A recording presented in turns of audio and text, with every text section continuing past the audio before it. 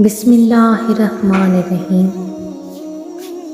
ناظرین گرامی، قوم سمود کا خاص پیشہ بھیڑ بکریوں کی پرورش اور تجارت تھا۔ قوم سمود دولت سے مالا مال تھی اور جسمانی طور پر قوی بھی تھی۔ اس قوم کی اخلاقی حالت اچھی نہ تھی، ذرا ذرا سی بات پہ لڑنے ملنے کے لیے تیار رہتے تھے۔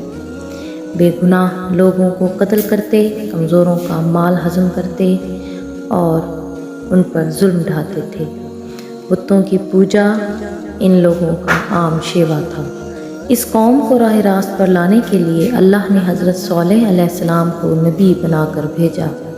حضرت صالح علیہ السلام ان سے کہا کرتے، اے قوم، اللہ تعالیٰ کی بندگی کرو، اس کے سوا کوئی حقیقی معبود نہیں۔ اللہ نے مجھے پیغمبر بنا کر بھیجا ہے تاکہ میں تمہیں اللہ کے عذاب سے ڈراؤں۔ لیکن یہ قوم ان کی بات نہ مانتی۔ حضرت صالح علیہ السلام ان سے فرماتے کہ آپ کے پاس دولت ہے، قوت ہے، عزت ہے، آپ لوگ اللہ کی عبادت کرو۔ تو وہ لوگ کہتے کہ اگر اللہ کو نبی بنانا منظور ہوتا تو ہم جیسوں کو نبی بناتا۔ اگر اللہ ہم سے ناراض ہوتا تو ہمارے کھیتوں کو اجاڑ دیتا، ہمارے رہنے کے لیے عالی شان مکانات نہ دیتا۔ ہمارے پاس بے شمار اونٹ بکریاں ہیں، سواری کے لیے گھوڑے ہیں، جو اس بات کی دلیل ہے کہ ہمارے بت ہم سے بہت خوش ہیں، اس لیے ہم ان کی پرستش کرتے ہیں۔ ہم یہ بات برداشت نہیں کر سکتے کہ تم ہمارے معبودوں کو برا بھلا کہو اور ہمیں ان سے روکو۔ ہم تو خوشحال ہیں، لیکن تمہاری بات ماننے والے مفلس اور غریب ہیں۔ تمہاری خود کی حالت بھی ایسی ہے۔ اگر تم نبی ہو تو جاؤ، کوئی دلیل پیش کرو، کوئی معجزہ دکھا دو، ہم دیکھنا چاہتے ہیں۔ حضرت صالح علیہ السلام ان قسم کی باتوں پر بہت ہی پریشان ہوتے، کہتے کہ تم ہمیں معجزہ کر کے دکھاؤ۔ پھر حضرت صلی اللہ علیہ السلام نے ان سے استفسار کیا کہ تم لوگ بتا دو کیا معجزہ دیکھنا چاہتے ہو۔ تو کافر آپس میں مشورہ کرنے لگے ان سے کس قسم کا معجزہ ہمیں دیکھنا چاہیے۔ پھر سب نے اتفاق رائے سے کہا کہ تم ان پتھروں سے ایک اونٹنی پیدا کر دو اور اونٹنی سے کہو کہ وہ 7 بچہ بھی لائے، ہم اس کا دودھ بھی پئیں۔ حضرت صلی اللہ علیہ السلام نے اللہ سے دعا کی، جلد ہی دعا قبول ہوئی۔ پتھروں کے اندر سے ایک اونٹنی نمودار ہوئی۔ اونٹنی بہت خوبصورت تھی۔ اونٹنی کے ظاہر ہونے کے بعد ہی اس جگہ گھاس اگ گئی اور ایک پانی کا چشمہ بھی رواں ہو گیا۔ اونٹنی نے گھاس کھائی، چشمے سے پانی پیا، اسی ساعت کے اندر بچہ بھی جنا، اونٹنی دودھ بھی دینے لگی۔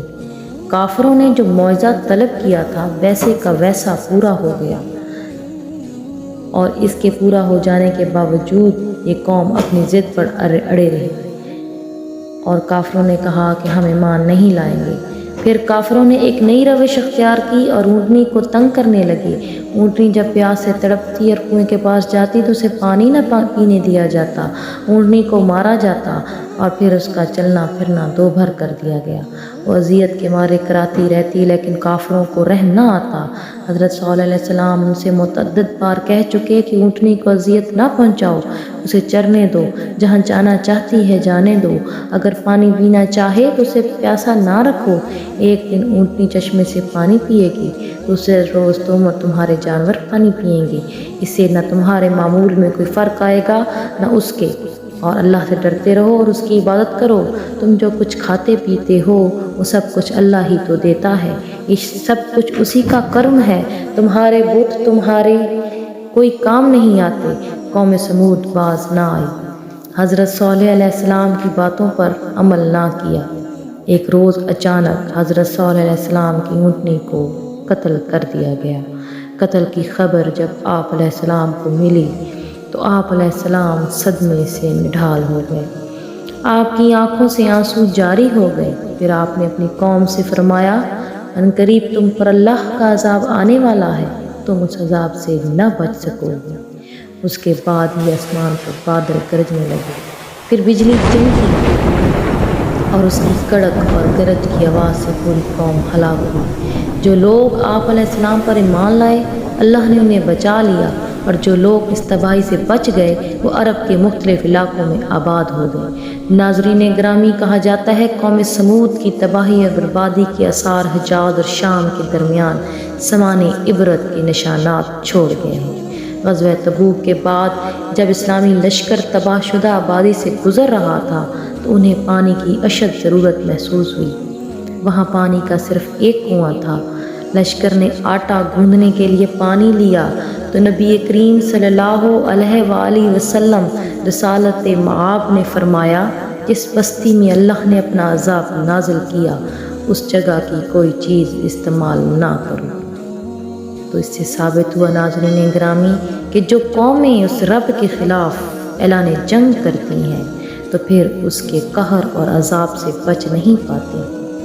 لہٰذا حضور صلی اللہ علیہ وآلہ وسلم کی احادیث اور سنت ہمارے لیے باعث نجات ہے۔